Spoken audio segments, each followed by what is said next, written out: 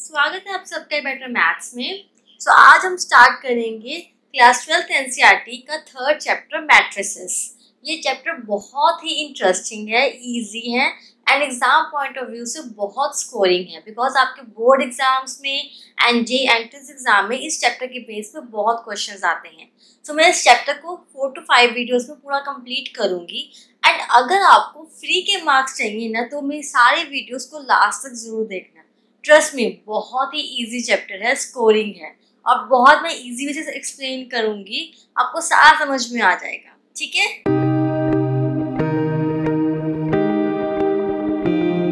So what are matrices. पहले तो matrices एक प्लूरल वर्ड है एंड मैट्रिक्स इसका सिंगुलर है। दिस MATRIX, दिस मैट्रिक्स, ये सिंगुलर है, ये प्लूरल है। तो मैट्रिक्स का यूज आता कहाँ पे? बड़ी बड़ी कैलकुलेशंस को इजी वे में करने में, साइंस के एक्सपेरिमेंट्स में, जेनेटिक्स में, इकोनॉमिक्स में, बिजनेस फील्ड्स में और भी बहुत सारे फील्ड्स में यूज आता है। बट ये होता क्या है, एक्सप्लेन करती हूँ एक एग्जाम्पल की हेल्प से। लेट्स से राधा के पास 6 बॉल्स एंड 2 बैट्स हैं, राम के पास 8 बॉल्स एंड 3 बैट्स हैं, श्याम के पास 4 बॉल्स एंड 4 बैट्स हैं। अभी पूरे डेटा को आप एक टेबुलर फॉर्म में रिप्रेजेंट कर दो, मतलब टेबल्स में रिप्रेजेंट कर दो। ठीक है, तो करते हैं, आइए। सो राधा, राम, श्याम, यहाँ पे बॉल्स लिख देते हैं, यहाँ पे बैट्स लिख देते हैं। राधा के पास कितनी थी? 6 बॉल्स थी और 2 बैट्स थे, है ना। श्याम के पास 8 बॉल्स 3 बैट्स, राम के पास 8 बॉल्स 3 बैट्स, श्याम के पास 4 balls and 4 bats. Tabular form हो गया, इससे पता चल रहा है कि राधा के पास कितनी है? 6 बॉल्स 2 बैट्स, राम के पास 8 बॉल्स 3 बैट्स, श्याम के पास 4 बॉल्स 4 बैट्स। टेबुलर फॉर्म हो गया ना ये। अब एक और फॉर्म भी होता है टेबुलर फॉर्म, जिससे हम रिप्रेजेंट कर सकते हैं इसको। एक तो ये तरीका हो गया टेबल में रिप्रेजेंट करने का, एक और तरीका भी होता है क्या, जैसे बॉल्स और बैट्स को ऐसे लिख लो, यहाँ पे बॉल्स लिख लिए, यहाँ पे बैट्स लिख लिए, यहाँ पे राधा लिख दी, राम, श्याम। तो कितनी थी राधा के पास बॉल्स? 6, बैट्स 2, राम के पास 8 बॉल्स, बैट्स 3, श्याम के पास 4 बॉल्स, बैट्स 4। ठीक है, तो दोनों मेथड में क्या किया हमने ये सारे डेटा को हमने टेबल फॉर्म में रिप्रेजेंट कर दिया। ठीक है, पहले हमने यहाँ पे नेम्स लिखे पर्सन्स जिनके पास बॉल्स और बैट्स हैं, हमने बॉल्स बैट और बैट्स हम यहाँ पे लिखे। तो दोनों मेथड ही ठीक है इस डेटा को रिप्रेजेंट करने में। ठीक है, तो अब आप क्या करोगे, आप इस जो ये डेटा के यहाँ पे ब्रैकेट्स डाल दो। सो this is the matrix form of tabular representation, ऐसे ब्रैकेट्स डाल के। पर जब आपको मैट्रिक्स फॉर्म कहा गया कि मैट्रिक्स फॉर्म में लिखो, तो आप ये राधा, राम, श्याम, बैट्स, बॉल्स नहीं लिखोगे, आप सिंपल जो डेटा है ये नंबर्स का ही लिखोगे। जैसे कि ये 6, 8, 4, 2, 3, 4। ठीक है, ये आपका फर्स्ट मैट्रिक्स बन गया। सेकेंड मैट्रिक्स बन गया आपका 6, 2, 8, 3, 4, 4। सो this is basically matrix. Matrix क्या होता है? रेक्टेंगुलर ब्रैकेट्स होते हैं जिसमें आपको डेटा लिखा होता है। इसमें आप जो ये डेटा आप रिप्रेजेंट किसको कर रहे हैं? राधा, राम, श्याम, बैट्स, बॉल्स को रिप्रेजेंट कर रहे हैं, ये भी और ये भी, है ना। बट आप उसको नहीं लिखोगे, आप मैट्रिक्स फॉर्म जब लिखना होता है सिंपली हम डेटा लिखते हैं और ब्रैकेट्स लिखते हैं। ठीक है, तो भी ये अंडरस्टूड होता है हमने जब हमने मैट्रिक्स फॉर्म लिखा है तो कि ये लाइन कौन सी है, ये कौन सी है, अब तक वो कैसे हम बताते हैं। See this is first column. मैं एक डिफरेंट मार्कर यूज करती हूँ for clear representation. So this is first column and this is, ये फर्स्ट कॉलम था, ये सेकंड कॉलम, ये सेकंड कॉलम है, राइट। मैं इसको इरेज कर देती हूँ ताकि मैं आपको रोज बता सकूं। यहाँ पे 6 था, so this is 6, 2, this is first row, ये फर्स्ट रो थी, ये सेकंड रो है एंड ये थर्ड रो। सेम इसमें देखो, ये फर्स्ट कॉलम 6, 2 का first column, this is second column, this is third column, है ना। Same, this is first row, this is second row, ठीक है। सो ये दोनों फॉर्म्स बिल्कुल सेम है। डिफरेंस क्या है, जो इसका कॉलम है वो इसकी रो है, जो इसकी रो है वो इसका कॉलम है। सी, इसके कॉलम में 6 8 4 था, इसके कॉलम में 6 8 4 है, इसकी रो में 6 2 था, इसकी कॉलम में 6 2 है, ठीक है। अब ये रोज कॉलम्स है क्या, देखो। अब जो इसका फर्स्ट रो है ये रिप्रेजेंट कर रहा है number of balls by Radha, Ram and Shyam. Second column represent कर रहा है number of bats by Radha, Ram and Shyam. ये समझ आ गया फर्स्ट कॉलम सेकंड कॉलम। अब इसकी रोज देखते हैं। सो फर्स्ट रो क्या रिप्रेजेंट कर रही है, number of balls and bats by Radha. See, Radha में 62 थे ना, number of balls and bats by Radha. Second row represent कर रही है number of balls and bats by Ram. Third represent कर रही है number of balls and bats by Shyam, ठीक है। ये समझ आ गया ये सारा कि क्या है। सो रोज आपके होते हैं हॉरिजॉन्टल लाइंस, कॉलम्स होते हैं आपके वर्टिकल लाइंस, ठीक है। See, rows horizontal lines, columns vertical lines. अब ये ना देखो, इसकी फर्स्ट को क्या रिप्रेजेंट कर रही है, number of balls by Radha, Ram, Shyam. Balls by Radha, Ram, Shyam, ठीक है। Second represent number of bats by Radha, Ram and Shyam. इसकी दोनों समझ आ गई। अब आते हैं कॉलम्स पे। तो first column represent number of balls and bats by Radha, second column represent number of balls and bats by Ram, ठीक है। Third column represent number of balls and bats by Shyam. अब आपको ये दोनों समझ में आ गए हो कि मैंने ये डेटा था मेरे पास, इस डेटा को मुझे कहा गया है कि इसके मैट्रिक्स फॉर्म में लिखो। तो पहले मैंने क्या किया, पहले मैंने इस डेटा को टेबल फॉर्म में लिखा ताकि मुझे समझ आ जाए कि कौन सा किसका है, मतलब कि राधा, राम, श्याम के पास कितनी बॉल कितनी बैट्स है। मैंने एक टेबल बना लिया। अब टेबल बनाने के बाद मैंने इसकी मैट्रिक्स फॉर्म लिखी। मैट्रिक्स फॉर्म में क्या किया, जो टेबल की एंट्रीज थी, बेसिकली जो एंट्रीज थी सारी, इस एंट्रीज को मैंने एक सिंपल ब्रैकेट में लिख दिया, ठीक है। और सब ये चीज समझ आ गई, ब्रैकेट में लिख दिया। अब ये जो हॉरिजॉन्टल लाइन होती है हमेशा, चाहे ये है, चाहे ये है, ये हॉरिजॉन्टल लाइंस आर ऑलवेज रोज। ये चीज आपको पता ही होगी, हमने पहले भी रोज कॉलम्स पढ़े हैं, ठीक है। और वर्टिकल लाइंस को कहते हैं कॉलम्स, ठीक है। एंड हाँ, आप किसी भी डेटा को रिप्रेजेंट कर सकते हो दोनों मेथड से, चाहे ऐसे को चाहे ऐसे रिप्रेजेंट करो, दोनों मेथड बिल्कुल सेम, बिल्कुल सही है, ठीक है। सेम नहीं है बट सही है दोनों मेथड रिप्रेजेंट करने के। चाहे इस तरह से बने, चाहे इस तरह से रिप्रेजेंट कर दो। बेसिकली जो इसकी रोज होती हैं वो इसके कॉलम बन जाते हैं, जो इसके कॉलम होते हैं, जो इसकी रोज होती है वो उसके कॉलम बन जाते हैं, उल्टा हो जाता है। रोज कॉलम इंटरचेंज हो जाते हैं आपस में, ठीक है। दोनों methods are correct to represent any data in matrix form. अब आप सब कहोगे भाई एग्जांपल बता दी, अब ये भी बता दो कि मैट्रिक्स होता क्या है। चलिए देखते हैं मैट्रिक्स होता क्या है। Matrix an order rectangular array of numbers of function, मतलब एक रेक्टेंगुलर अरे है, ठीक है। तो ब्रैकेट्स कहा हमने, उसमें नंबर्स होते हैं, फंक्शंस होते हैं। भाई नंबर्स कौन से होते हैं, any type of number, like real number, rational number, whole number, natural number, fractions, complex numbers, trigonometric functions, fractions, any type of number can come in this matrix, ठीक है। सो इसको बस आपको नंबर्स को आपको इस तरह से लिखना है, ठीक है। और यहाँ पे ये ब्रैकेट्स डाल देनी है, जिसको हमने कहा रेक्टेंगुलर अरे, ठीक है। नाउ अब ये जो नंबर्स हैं, ये जो डेटा है सारा, इसको हम कहते हैं एलिमेंट्स और एंट्रीज ऑफ मैट्रिक्स, ठीक है। मतलब ये -2, ये 5, ये 0, √3 सब एलिमेंट्स ऑफ मैट्रिक्स है, करेक्ट। अब देखो कि इसमें कितनी रोज है, कितने कॉलम्स हैं। 1 रोज करते हैं हॉरिजॉन्टल लाइंस, सो 1 रो, सेकंड रो, थर्ड रो। तो रोज को हमने लिखा ऐसे 3 रोज। कॉलम्स कितने हैं, first column, second column, so multiply by 2, ठीक है। तो इसमें ए में 3 रोज है, 2 कॉलम्स हैं, तो ये मल्टीप्लाई को लिखते हैं हम बाय, ठीक है।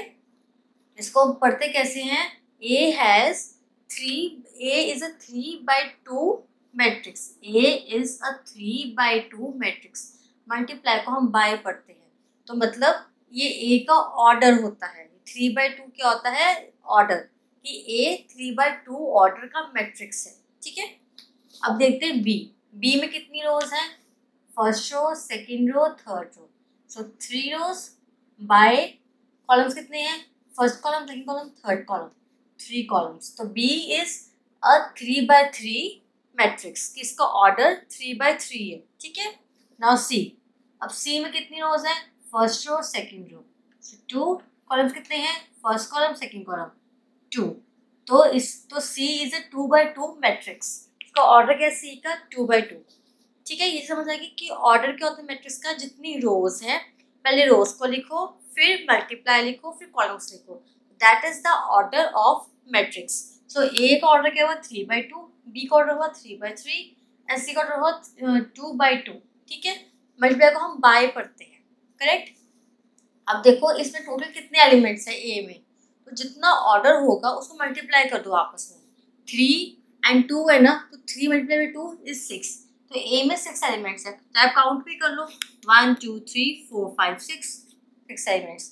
अब बी में कितने एलिमेंट्स है, क्या ऑर्डर है 3x3, मतलब 9 एलिमेंट्स, 3 to 3 is 9, काउंट कर लो 1 2 3 4 5 6 7 8 9। अब सी में क्या ऑर्डर है 2x2, इसमें कितने एलिमेंट्स हुए 4, 1 2 3 4, ठीक है। तो जितना ऑर्डर है उसे मल्टीप्लाई कर लो, वो उतने एलिमेंट्स होंगे आपके उस मैट्रिक्स में, ठीक है। So again repeating, A is a 3x2 matrix which contains 6 elements, B is a 3x3 matrix which contains 9 elements and C is a 2x2 matrix which contains 4 elements। यहाँ तक समझ में आ गया। तो इन जनरल ए में, मतलब इन जनरल क्या होता है कि m रोज होती हैं, इन जनरल ले लो m rows and n columns. तो first is rows, always remember first rows आएगा, फिर मल्टीप्लाई आएगा, फिर कॉलम्स आएंगे, ठीक है। So in general m/n matrix होता है कि m रोज एंड कॉलम्स का। तो in general a11 a12 a13 till aij ain।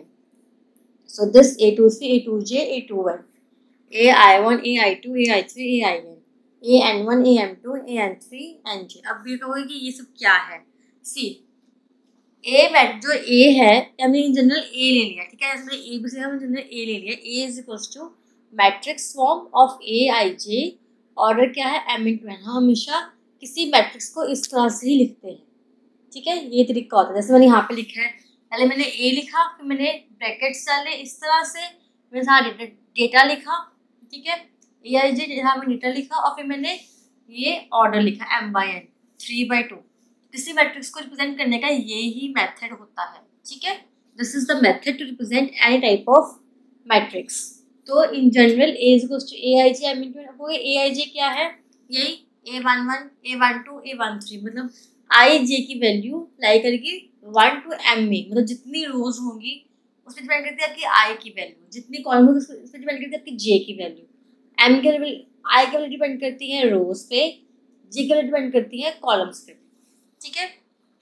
हो गया कि ये अब कैसे डिफाइन करेंगे, कितनी वैल्यू होगी आई की जे की, वो मैं आपको एक्सप्लेन करूंगी क्वेश्चंस में। आप अब तक ये समझ लो कि ए आई जे की a11 a12 a13 a14 की ये 1 है आई, ये जे है, ये यहाँ पे i1 है, यहाँ पे j2 है, i1 है j3 है, यहाँ पे i2 है j3 है, यहाँ पर i2 है j2 है, ठीक है।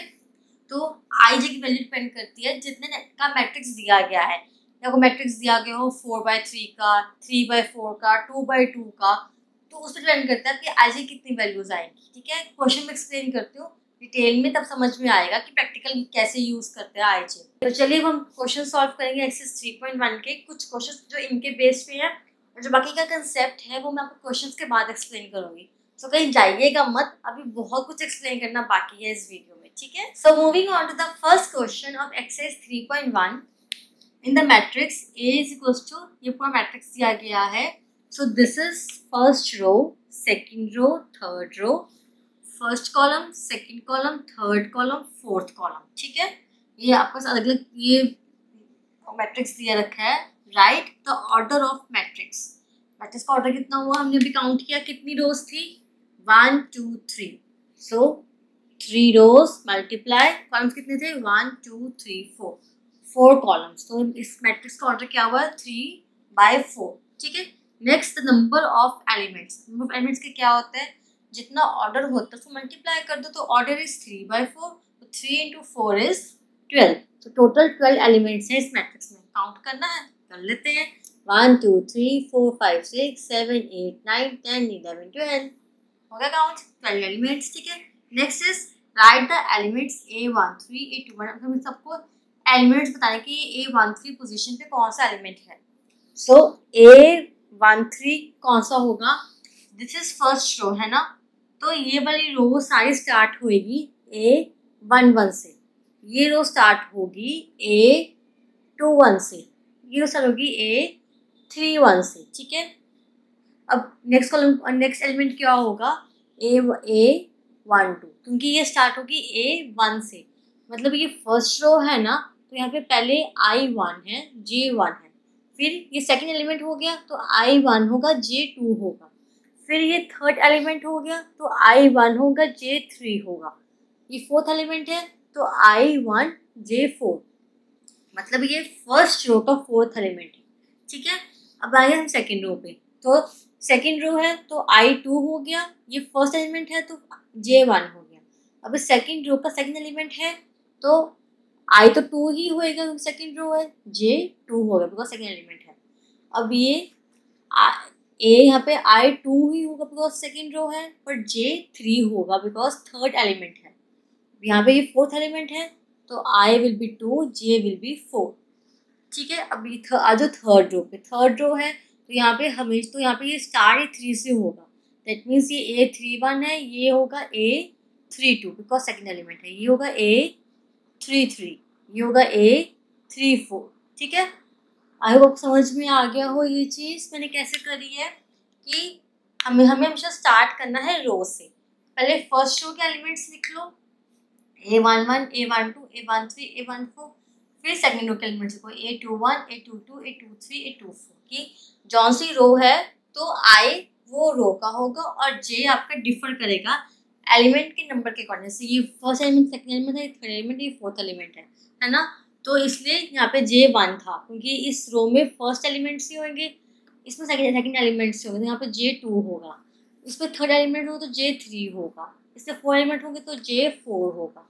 ठीक है, ये सिर्फ फर्स्ट होंगे सारे रोज में तो ये I1 होगा, ये सेकंड होगा तो I2 होगा, ये थर्ड होगा तो I3 होगा।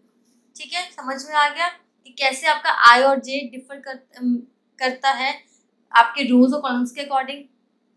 ठीक है, always remember I will be हमेशा पहले वाला, J हमेशा बाद वाला होगा, और आप सीरियल वाइज चलोगे तो आपको I J की वैल्यू में कंफ्यूजन नहीं होगी कि पहले कौन सा है बाद में कौन सा है। ठीक है, स्टार्ट हमेशा आपको A11 से करना है, नेक्स्ट A21 से, नेक्स्ट A31 से, पहले A3 लिखो जैसे मैंने लिखा था, उसके बाद नेक्स्ट नंबर्स लिखे जाओ तो आपको कंफ्यूजन नहीं होगी कौन सा नंबर कौन सा है। आगे चीज समझ में, अब हम इनकी वैल्यूज निकालते हैं। अब A13 पोजीशन कौन सी है, ये वाली, तो A13 पे कौन सी वैल्यू है 19। ठीक है, तो ऐसे आपको क्वेश्चन आएगा कि बताओ कि इस क्वेश्चन में कौन सा एलिमेंट है, तो आपको ऐसे मैट्रिक्स बना लो एक। ठीक है, और वैल्यूज फिर देख के बताई जाए कौन सी वैल्यू कौन से नंबर पे है। अब A21 यहाँ पर, तो यहाँ पे कौन सी वैल्यू है 35, A21 is 35। Next is A33 आपका यहाँ पे है, तो यहाँ पे कौन सी वैल्यू है -5, सो A33 is -5। Next is A23, अब A23 ये रहा, तो यहाँ पे कौन सी वैल्यू है 5/2, तो A23 इज 5/2। समझ में आ गया कैसे हमने एलिमेंट्स निकालने हैं, कंफ्यूज नहीं होना। नहीं समझ में आ रहा है कौन सा एलिमेंट कहाँ पे है, ये पोजीशन A33 पोजीशन कहाँ पर है, नहीं समझ में आ रहा तो एक रफ मैट्रिक्स ड्रॉ कर लो साइड पे। ठीक है, उस नंबर्स लिख लो सारे, तो उस नंबर्स को फिर मैच करते रहो उस पोजीशन पे, तो जो नंबर उस पोजीशन पे होगा वो आपका आंसर होगा। ठीक है, so moving on to question number 3, if a matrix has 18 elements, what are the possible orders it can have? अगर एक मैट्रिक्स में 18 एलिमेंट्स हैं तो कितने पॉसिबल ऑर्डर्स बन सकते हैं। ऑर्डर मतलब m×n ऑर्डर बनाना है आपको, है ना, तो कितने m×n ऑर्डर्स के मैट्रिक्स बन सकते हैं। अब 18 एलिमेंट्स है, that means m×n is equals to 18, कि 18 एलिमेंट्स हैं तो मतलब जो ऑर्डर का मल्टीप्लाई होता है ना, एलिमेंट्स का काउंट है 18, दैट मीन्स कि m×n जो होगा वो 18 के इक्वल है। अब m और n की वैल्यूज निकालनी है, हमें बताना है कि कितनी वैल्यूज m और n की आ सकती हैं जिससे 18 एलिमेंट्स के मैट्रिक्स बन सकते हैं। तो कितने सारे मैट्रिक्स बन सकते हैं जिसमें 18 एलिमेंट्स हैं। तो उसके लिए हम क्या करेंगे, हम हमारा टेबल्स याद करेंगे। जैसे कि अब पहले मैट्रिक्स बनेगा फर्स्ट रो और 18 कॉलम्स का, तो 1 into 18 is 18 एलिमेंट्स हो गए इसके अंदर। तो ऐसे फ्रॉम द वेरी स्टार्ट हम स्टार्ट करेंगे, ठीक है। अब फर्स्ट के टेबल में 1 18 आ गया। अब नेक्स्ट आएगा 2 का टेबल। 2 के टेबल में कितने पे आता है 18? 9 पे। तो 2 रोज 9 कॉलम्स, ठीक है। अब आ जाओ 3 के टेबल पे। अब 3 के टेबल पे कितने पे आता है 18? 6 पे। तो 3 6 18, मतलब 3 रोज 6 कॉलम्स। सबका मतलब क्या हुआ कि इतने सारे मैट्रिक्स बन सकते हैं जिसमें टोटल 18 एलिमेंट्स है। मतलब आपको क्या शो करना है कि 18 एलिमेंट्स कितने मैट्रिक्स से बन सकता है। तो उसके लिए रोज कुछ होंगी, कॉलम्स कुछ होंगे, जिसका मल्टीप्लाई 18 होगा तभी 18 एलिमेंट्स का बनेगा। तो हम वही निकाल रहे हैं कि वो रोज कितनी है, कॉलम्स कितने हैं, जिसका मल्टीप्लाई 18 हो जाए। तो पहले फर्स्ट टेबल देखा, हमने देखा टेबल 2 का, अब देखा हम टेबल 3 का, अब देखिए टेबल 4 का। अब 4 टेबल पे 18 आता नहीं है तो 4 को छोड़ दो। नेक्स्ट है 5 के टेबल पे 18 नहीं आता है, ठीक है। नेक्स्ट है 6 के टेबल पे 18 आता है, तो विल राइट 6 into 3। अब आपको हो गया, हमने 3 6 लिख दिया, हमने 6 3 को लिखा बिकॉज डिफरेंस। यहाँ पे 3 रोज है 6 कॉलम्स है, बट इसमें क्या है, इसमें 6 रोज है 3 कॉलम्स है। तो दोनों मैट्रिक्स डिफरेंट है, ठीक है। रोज 3 है, कॉलम 6 है। यहाँ पे रोज 6 है, कॉलम्स 3 है। नंबर सेम है पर मैट्रिक्स दोनों डिफरेंट बनेंगे, ठीक है। नेक्स्ट इज 7 टेबल पे नहीं आता, तो 8 टेबल पे उस पे भी नहीं आता। 9 टेबल पे उस पे आता है। चलिए, तो 9 किस पे आता है? 2 पे। तो 9 रोज 2 कॉलम्स। उसके बाद 10 11 12 किस पे भी नहीं आता है। फिर लास्ट में आ जाएगा आपका 18 फिर से। So last is 18 rows 1 column. So these are all the matrix which can be made by which contains 18 elements, ठीक है। So 1 2 3 4 5 6 तक के मैट्रिक्स बन सकते हैं जिसमें हम 18 एलिमेंट्स स्टोर कर सकते हैं। So ये आपका फर्स्ट आंसर है। अब नेक्स्ट क्वेश्चन क्या है कि what if it has 5 elements. अब आपको बताना है कि वो मैट्रिक्स जिसमें 5 एलिमेंट्स हो, वो कितने मैट्रिक्स होंगे? 5 एलिमेंट्स हो। अब भाई 5 एलिमेंट्स वाला मैट्रिक्स मतलब m into n is equal to 5। आपको ऐसे दो नंबर्स चाहिए जिनका मल्टीप्लाई 5 होगा, बट 5 तो एक प्राइम नंबर है और प्राइम नंबर किसी पे आता नहीं है। तो 5 का मल्टीप्लाई तो कोई तो ऐसे दो नंबर्स होंगे ही नहीं जिसका मल्टीप्लाई 5 होगा, सिवाय 1 और 5 के, ठीक है। 1 5 एंड 5 1। क्या इसके अलावा कोई और नंबर है जिसमें 5 आता है? नहीं, ठीक है। तो इससे फिर दो तरह के मैट्रिक्स बन सकते हैं जिसमें 5 एलिमेंट्स होंगे। अब समझ में आ गया कि ये चीज़ कैसे की। आपको बेसिकली दो नंबर्स वो बताने थे जिसका मल्टीप्लाई 18 होगा। यहाँ पे बताना था दो नंबर्स का मल्टीप्लाई होगा 5। तो सब हमने सारे टेबल्स चेक करे थे, ठीक है। तो this is your first answer, this whole line, this is your second answer, ठीक है। So moving on to the fifth question. Construct a 3/4 matrix whose elements are given by A ij is equals to 1/2 absolute minus 3i plus j। अब बस absolute का मतलब तो आपको पता ही होगा, कॉम्प्लेक्स नंबर्स में हमने पढ़ा था क्लास 11th में, कॉम्प्लेक्स नंबर्स में कि एब्सोल्यूट में जो भी वैल्यू होती है अगर नेगेटिव है तो वो वैल्यू पॉजिटिव बन जाती है। पॉजिटिव तो पॉजिटिव ही होती है और नेगेटिव वैल्यू भी पॉजिटिव बन जाती है, ठीक है। तो ये चीज़ हमने कॉम्प्लेक्स नंबर्स में पढ़ी थी। अब हमें बताना है कि हमें 3/4 का मैट्रिक्स बनाना है और उसके एलिमेंट्स कैसे होंगे वो इस पर डिपेंड करेंगे। मतलब हमने आई और जे की वैल्यूज पुट करके वो एलिमेंट्स की वैल्यूज निकालेंगे, ठीक है। अब 3/4 मैट्रिक्स कैसा दिखता है? Look at it. A 3/4 मतलब ब्रैकेट्स डालो। सो A11 A12 A13 A14 4 तक होगा बिकॉज हमारा लास्ट क्या है 4, ठीक है। यहाँ पे A21 A31 लास्ट है 3 है ना, 3 रोज है ना, ये लास्ट का ये हो गया, ठीक है। अब वैल्यूज पुट करते हैं। A22 A23 A24 A32 A33 A34। तो मतलब बेसिकली आपको ये 12 एलिमेंट्स की, ये सभी एलिमेंट्स की वैल्यूज निकालनी है इस फॉर्मूले से। मतलब आपको आई की वैल्यू कभी 1 कभी 2 इसके अकॉर्डिंग वैल्यूज पुट कर करके इन सब की वैल्यूज निकालनी है और इस मैट्रिक्स में वैल्यूज फिट कर देनी है। ठीक है, चलिए निकालते हैं। स्टार्ट करते हैं हमारा A11 से। तो A11 की वैल्यू क्या होगी, 1/2 माइनस 3 इंटू 1 इज -3 प्लस जे क्या है 1। तो -3 + 1 इज -2, एब्सोल्यूट है तो 2 बन गए, तो 2 divide by 2 is equals to 1। मैं शॉर्ट में कर रही हूँ, ठीक है। आप अब क्लास 12th में हो, इतने छोटे तो होंगे कि आप समझ ना पाओगे कैलकुलेशंस को, तो मैं शॉर्ट में नहीं, ताकि सारे बोर्ड पे कवर हो जाए, सारे 12 एलिमेंट्स निकालने ना हमने। ठीक है, next is A21, sorry next is A12। हम सीरियल वाइज निकालेंगे, ऐसे ऐसे, ठीक है, रो वाइज। तो A12 की वैल्यू क्या होगी, 1/2। सो -3 इंटू 1 इज -3 प्लस जे क्या है 2। सो -3 + 2 इज -1, वो एब्सोल्यूट है तो 1 हो गया, तो 1/2 इज 1, सॉरी 1/2 इज 1/2। ठीक है, नाउ A13, तो 1/2 -3 into 1 is 3 plus 3, -3 + 3 is 0, 0/2 is 0।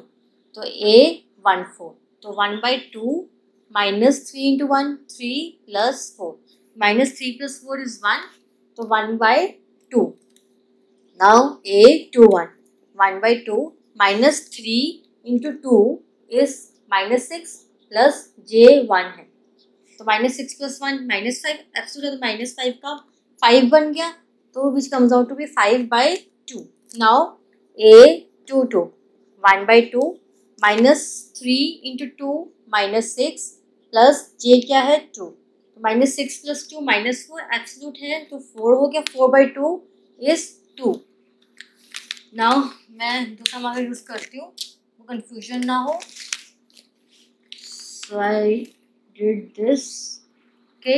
Now A23, अब 1/2 -3 into 2 is -6 plus 3, -6 + 3 is -3, absolute है तो 3 बन गया, 3/2। नाउ A24, ठीक है, तो 1/2 इंटू -3 इंटू 2 -6 प्लस 4, -6 + 4 -2, एब्सोल्यूट है 2 बल्कि 2/2 is 1।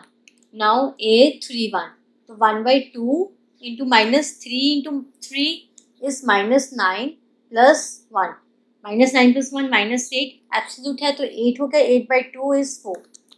A32, 1/2 -3 into 3 is -9 plus 2, -7 का absolute 7/2। A33, 1/2 is -3 into 3 -9 plus 3, -9 + 3 is -6, absolute है 6 बन गया, 6/2 is 3। Now A34, 1/2 -3 into 3 -9 plus 4 -5, absolute है तो 5 बन गया, हम 5/2। तो हमने सबकी वैल्यूज निकालनी है, तो सर चलिए सारी वैल्यूज पुट कर देते हैं इस फॉर्म में, मैट्रिक्स फॉर्म में। चलिए पुट करते हैं। सो A34 is equals to, A11 की वैल्यू क्या है, look at it here 1, A12 की वैल्यू क्या है 1/2, A13 की 0, A14 की 1/2, A21 की 5/2, A22 की 2, A23 की 3/2, A24 की 1, A31 की 4, A32 की 7/2, A33 की 3, A34 की 5/2। तो इस तरह से हमने इन सबकी वैल्यूज निकाल ली, ऐसे फॉर्मूलेज में पुट कर करके।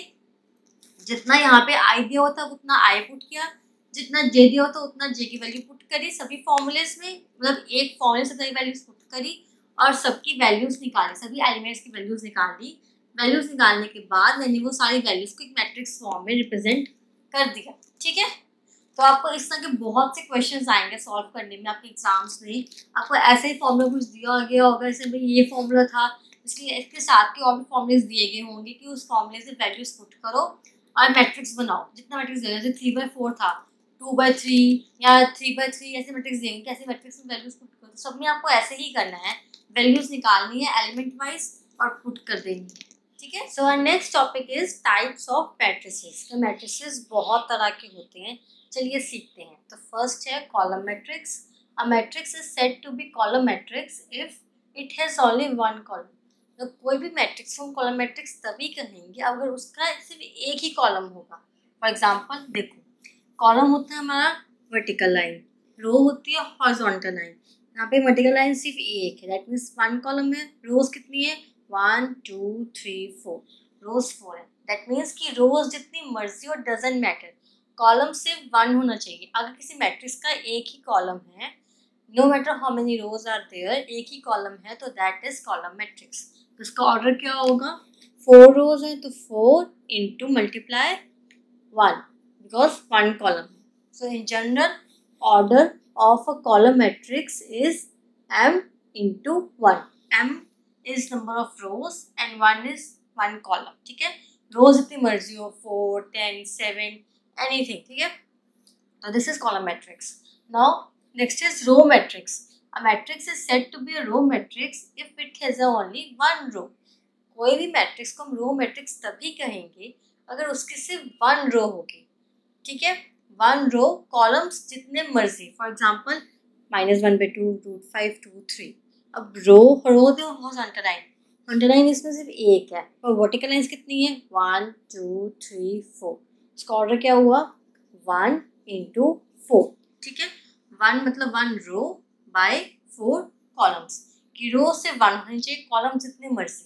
So again repeating, column matrix में 1 कॉलम, रो जितनी मर्जी, रो मैट्रिक्स में 1 रो, कॉलम जितने मर्जी, ठीक है। इसका ऑर्डर क्या होगा? In general order of a row matrix is 1 into n, ठीक है। अब ऑर्डर रिमेंबर, मैंने n क्यों लिखा, यहाँ पे m क्यों लिखा?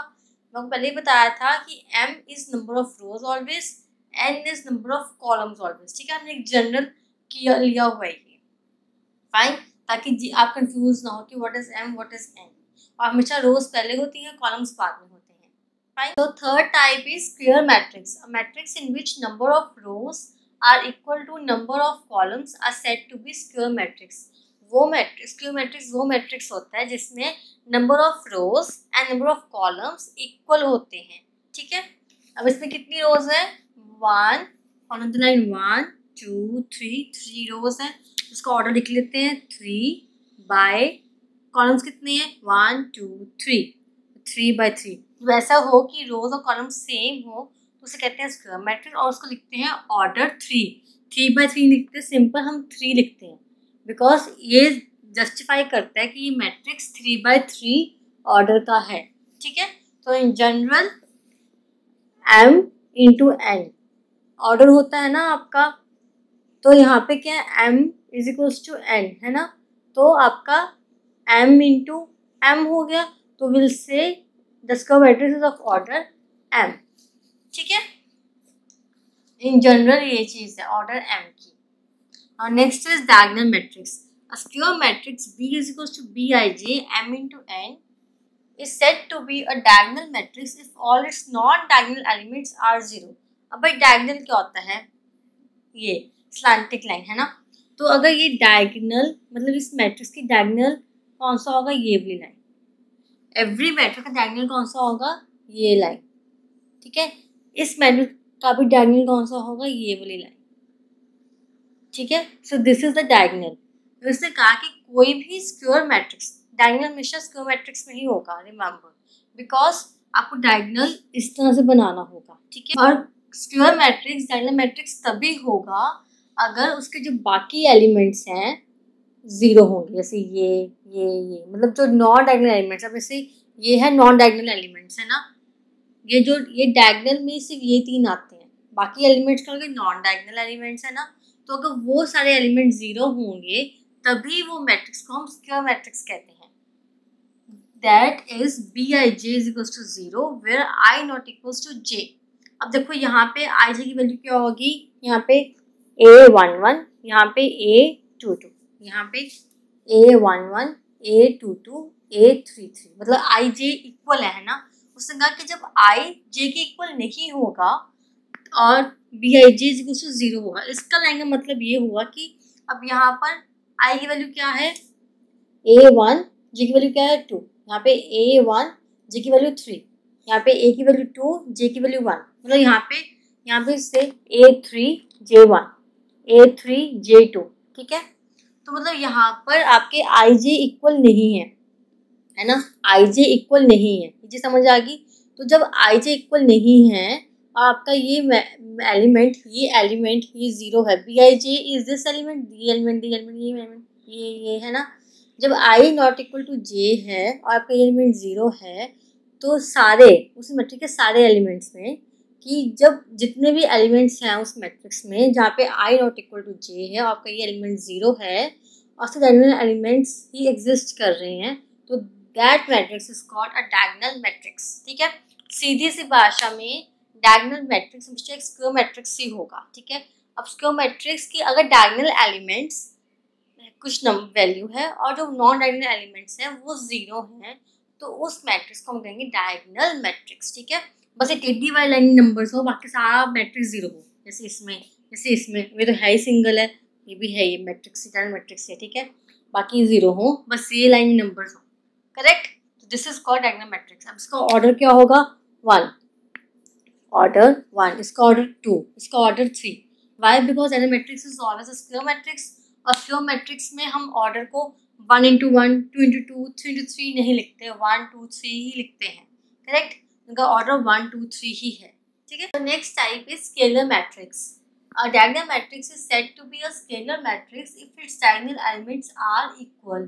That is, B is equals to Bij M into N। बताती हूँ कि diagonal matrix स्केलर मैट्रिक्स तभी होगा अगर उसके सारे डायगोनल एलिमेंट्स इक्वल होंगे। मतलब कि जो B is equals to Bij M into N है, यहाँ पे Bij जीरो होगा अगर I not equal to J है। ये चीज़ तो बट ऑब्वियस है, होएगी ही, बिकॉज डायगोनल मैट्रिक्स है। डायगोनल मैट्रिक्स में I जब J के इक्वल नहीं होता तब सारे एलिमेंट्स उस टाइम पे एलिमेंट्स वो जीरो हो, और डायगोनल एलिमेंट्स ये डायगोनल एलिमेंट्स यहाँ पे कोई ना कोई वैल्यू हो, बाकी एलिमेंट जीरो हो। डायगोनल मैट्रिक्स ये था ना कि जब I not equal to J है तो Bij जीरो होना चाहिए। तो फर्स्ट कंडीशन डायगोनल मैट्रिक्स वाली होगी। सेकंड कंडीशन क्या है कि Bij is equals to K when I equal to J।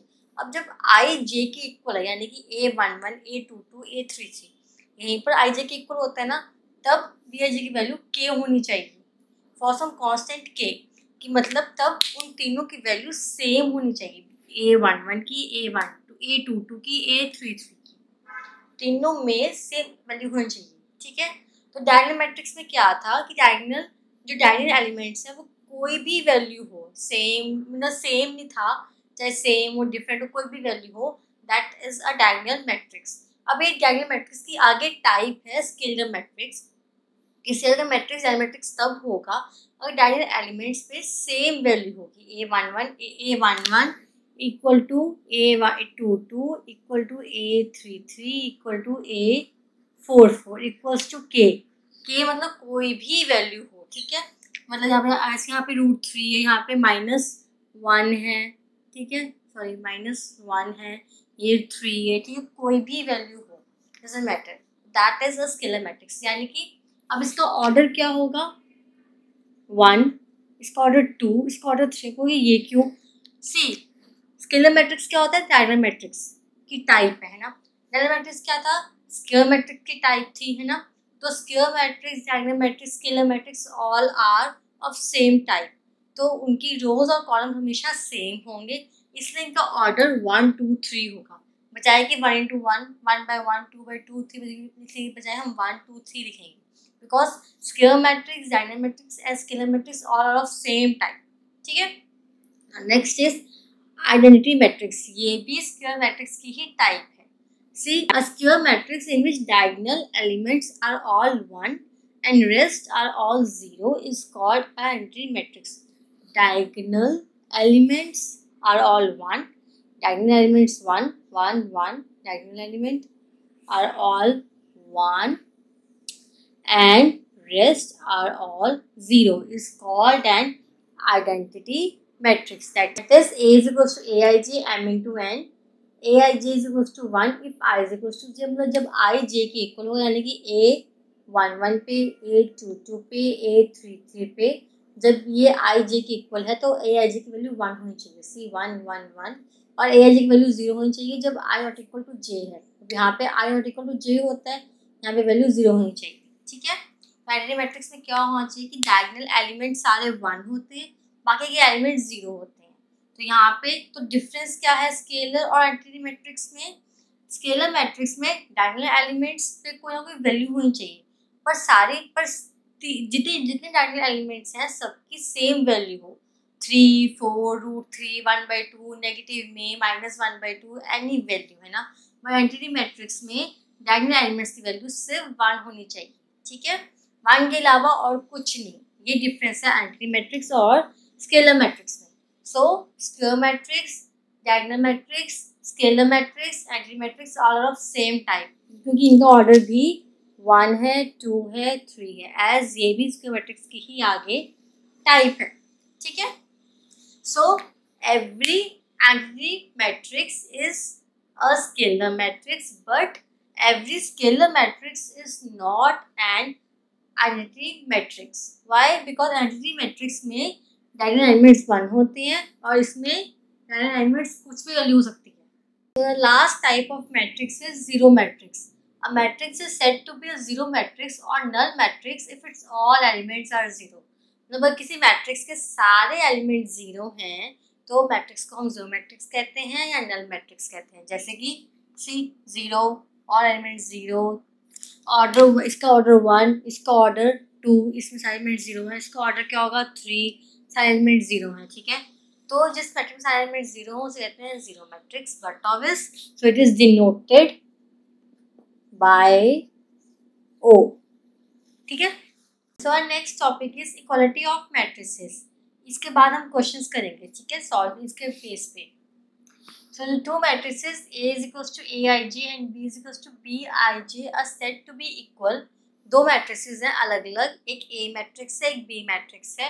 उसको हम इक्वल तब कहेंगे अगर they are of same order, उनका ऑर्डर सेम होगा, यानी m into n सेम होगा कि सेम नंबर ऑफ रोज होंगे, सेम नंबर ऑफ कॉलम्स होंगे। ठीक है, next each element of A is equal to the corresponding element of B। ये A का हर एक एलिमेंट B के हर एक एलिमेंट के इक्वल होगा, that is Aij is equals to Bij for all I is equals to J।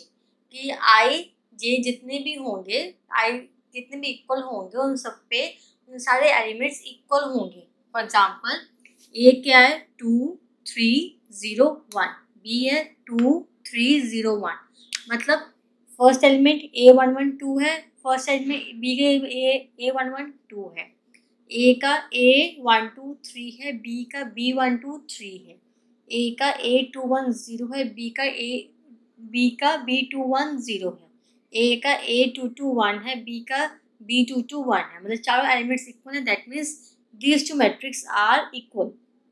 ठीक है, अब आओ A के, और इन दोनों का ऑर्डर भी सेम है। सेकंड चीज हमने देख ही ली कि दोनों का मैट्रिक्स के सारे एलिमेंट्स इक्वल है, इसलिए इक्वल है। तो ये भी चेक करना जरूरी है कि दोनों का ऑर्डर सेम हो। इसका ऑर्डर क्या है 2, बिकॉज 2 रोज 2 कॉलम्स का ऑर्डर लिखेंगे ऑर्डर 2। इसका क्या है ऑर्डर 2 बिकॉज 2 रोज 2 कॉलम्स। ठीक है, अब नेक्स्ट आते हैं इस पे। इसका element A11 is 3, B11 is 0।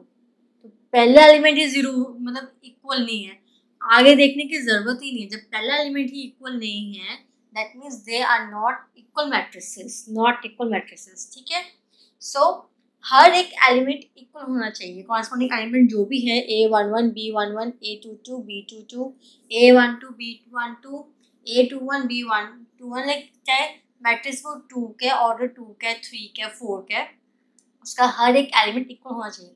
अगर एक भी एलिमेंट मैच नहीं करता that means that matrices are not equal matrices। ठीक है, और हर एलिमेंट मैच करें तभी वो इक्वल होगा और उनका ऑर्डर भी सेम होना चाहिए।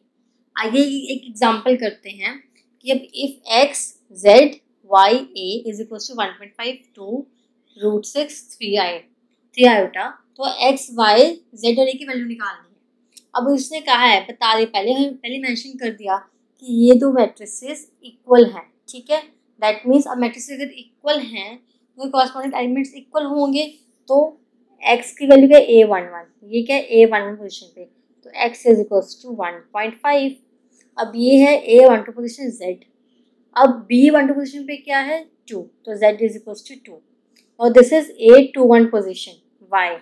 अब B21 पोजीशन पे क्या है √6, अब दिस इज A22 सो और B22 पे क्या है 3 आयोटा। अब मैंने इन सब की वैल्यूज को इक्वेट कर दिया, वाई बिकॉज हमें दिया गया है ऑलरेडी क्वेश्चन में कि दीज आर इक्वल मैट्रिसेस हैं तो इसके कॉरस्पॉन्डिंग एलिमेंट्स हमेशा इक्वल ही होंगे और प्लस इनका ऑर्डर भी सेम है, तो इसलिए यहाँ पे कोई भी वैल्यू हो हम इसको इक्वेट कर लेंगे। ठीक है, सब हम कहेंगे type of matrices and equality of matrices के बेस पे कुछ क्वेश्चन एक्सरसाइज 3.1 के। ठीक है, मैं ये 2 क्वेश्चन एक्सप्लेन करूँगी, इन 2 क्वेश्चन में आपको सारा कवर हो जाएगा कि सारा ये टॉपिक है क्या। चलिए सॉल्व करते हैं। हमारा 7th question, find the value of A B C D from the equation this. अब यहाँ पे आपको 2 मैट्रिसेस दिए हैं ऑर्डर 2 के, सी ऑर्डर 2 के, और बताया गया है कि 2 मैट्रिसेस एक दूसरे के इक्वल हैं और आपको A B C D की वैल्यू फाइंड आउट करनी है। दैट मीन्स कि जो ये कॉरस्पॉन्डिंग एलिमेंट्स हैं सारे इक्वल हो गए हैं ना। ठीक है, क्योंकि 2 मैट्रिक्स इक्वल दिए हुए हैं दैट तो बट वैसे जब मैट्रिक्स इक्वल हैं तो कॉरस्पॉन्डिंग एलिमेंट्स भी इक्वल होंगे। दैट मीन्स ये इसके इक्वल, ये इसके इक्वल, ये इसके इक्वल, ये इसके इक्वल, इन सबको एक दूसरे के इक्वल पुट कर दो, आपके पास ABCD की वैल्यू आ जाएगी। चलिए करते हैं। तो A minus B equal to -1, 2A plus C equal to 5, 2A minus B equal to 0, 3C plus D equal to 13। हमारे पास ये 4 इक्वेशंस आ गई। क्या हम इन 4 इक्वेशंस को सॉल्व करके ABCD की वैल्यू निकाल सकते हैं? यस, बट ऑब्वियसली निकालते हैं। स्टार्ट करते हैं हम इससे। ये इक्वल टू 0 है तो इसको क्या आ जाएगा 2A is equal to B आ जाएगा, B उधर चला गया तो इज टू B आ गया। B की वैल्यू मेरे पास क्या है 2A, इस वैल्यू को मैं इसमें पुट कर दूंगी, मेरे पास इक्वेशन A में बन जाएगी, मैं A की वैल्यू निकाल लूंगी। तो A माइनस B की वैल्यू क्या है 2A इज इक्वल टू -1। लेकिन बहुत ही बेसिक चीज़ है, आप 12th क्लास में आप इजिली निकाल लोगे। आपके पास 4 डिफरेंट इक्वेशंस हैं, वैल्यूज को फाइंड आउट करनी है आपको, वैल्यूज लीनियर इक्वेशंस की तरह आपको वैल्यूज निकालनी है पुट कर करके। ठीक है, तो A minus 2A is minus A is equal to -1, तो A इज इक्वल टू 1, आपका पहली वैल्यू आ गई A1। अब A1 तो B क्या हो गया B is equal to 2 because 2 into 1 is 2, ये आपकी सेकेंड वैल्यू आ गई। अब मैं निकालूंगी हमारी थर्ड वैल्यू। सो अब A1 है B2 है, अब मैं इस A1 की वैल्यू मैं इसमें पुट कर दूंगी ताकि मैं इसी की वैल्यू निकाल सकूं। चलिए करते हैं। तो 2 into 1 is 2 plus C equals to 5, तो C is equals to 5 minus 2 is 3, तो C की वैल्यू क्या होगी 3। अब मेरे पास C की वैल्यू आ गई, अब मैं इस C की वैल्यू को इसमें डाल लूँगी, मेरे पास D की वैल्यू आ जाएगी इस इक्वेशन में डाल के। तो 3C plus D is equal to 13, 3 into 3 is 9 plus D is equal to 13, तो D is equal to 19, 13 minus 9 is 4, D की वैल्यू 4। ठीक है, ये बहुत ही बेसिक क्वेश्चन था। एक्सप्लेन मैंने तो किया जिस बताने के लिए कि जब 2 मैट्रिसेस इक्वल होते हैं तो कॉरस्पॉन्डिंग एलिमेंट्स इक्वल होते हैं और ऐसे वैल्यूज को इक्वेट करके हम वैल्यूज फर्दर निकालते हैं। ठीक है, moving on to the last question of this video, the number of all possible matrices of order 3 to 3 by 3 with each entry 0 or 1 is। ये 4 ऑप्शंस दी गई, मुझे एक बताना है कि क्वेश्चन क्या है कि कितने टोटल मैट्रिसेस हो सकते हैं, मतलब टोटल पॉसिबल मैट्रिक्स कितने हो सकते हैं 3 by 3 ऑर्डर के जिसमें एंट्रीज या तो 0 होंगी या 1 होंगी। ये समझ आया? रुको पहले हम देखते हैं कि टोटल नंबर ऑफ एलिमेंट्स कितनी होंगी 3 by 3 मैट्रिसेस में। अब ऑर्डर क्या है हमारा 3 by 3, तो नंबर ऑफ एलिमेंट्स क्या होंगे इस मैट्रिक्स में जिसका ऑर्डर 3 by 3 है, 3 इंटू 3 इज 9, जितनी रोज और कॉलम्स होती हैं आपसे मल्टीप्लाई कर दो, these are number of elements in any matrix. ठीक है, अब इस मैट्रिक्स को ड्रॉ कर लेते हैं। A11, A12, A13, A21, A22, A23, A31, A32, A33, तो ये सभी होंगे एलिमेंट्स, है ना, इस मैट्रिक्स में, मतलब इन सबका नेम एलिमेंट्स के ये होंगे, है ना। तो अब आपको पूछा गया कि कितने ऐसे मैट्रिसेस बन सकते हैं जिसमें ये सभी एलिमेंट्स की वैल्यू या तो 0 होगी या 1 होगी। दैट मीन्स कि A11 की वैल्यू या तो 0 होगी या 1 होगी, या A32 की 0 होगी 1 होगी, A23 की 0 होगी 1, मतलब ये सारे एलिमेंट्स की वैल्यू सिर्फ 2 वैल्यू सकती है, 0 या 1। ठीक है, तो ऐसे कितने मैट्रिसेस होंगे कि 3x3 ऑर्डर के जिनकी वैल्यू 0 होगी या 1 होगी, कुछ भी हो सकती है। ठीक है, इनमें से कोई वैल्यू हो सकती है। कितने मैट्रिसेस होंगे, तो कैसे निकालेंगे?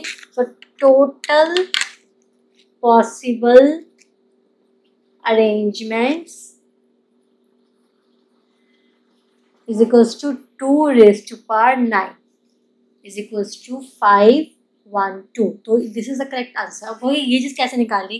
परमुटेशन कॉम्बिनेशंस की हेल्प से मैंने निकाला। एंट्रीज कितनी है? 2। एंट्रीज कितनी हो सकती हैं? सिर्फ 0 और 1 है ना, यानी कि 2 एंट्रीज पॉसिबल हैं इस मैट्रिक्स में। 2 एंट्रीज, तो मैंने इसको एलिमेंट 2 लिख लिया और टोटल एलिमेंट्स कितने हैं? 9। तो मैंने इसकी हेल्प से मैंने 512 आंसर निकाल दिया। ठीक है, सो विद दिस मैंने आपको एक्सरसाइज 3.1 का सारा कॉन्सेप्ट प्लस क्वेश्चंस एक्सप्लेन कर दिए इस वीडियो में। अब एक्सरसाइज 3.2 का जो कॉन्सेप्ट और क्वेश्चन है मैं वो नेक्स्ट वीडियो में एक्सप्लेन करूँगी। तो तब तक के लिए बेल आइकन प्रेस कर दीजिए ताकि जब भी मैं वो वीडियो डालूँ आपको नोटिफिकेशन आ जाए। और हाँ, कोई भी डाउट है तो मेरा एक फेसबुक पेज है ए बटर मैथ्स के नाम पे, एंड इंस्टाग्राम पेज भी है बटर मैथ्स के नाम पे। मुझे उस पर मैसेज कर सकते हैं, आपको पर्सनली आपके सारे डाउट्स एक्सप्लेन कर दूंगी। ठीक है, सो तब तक के लिए मेरे वीडियोस को शेयर कीजिए, सब्सक्राइब कीजिए मेरे चैनल को, एंड थैंक्स फॉर वॉचिंग।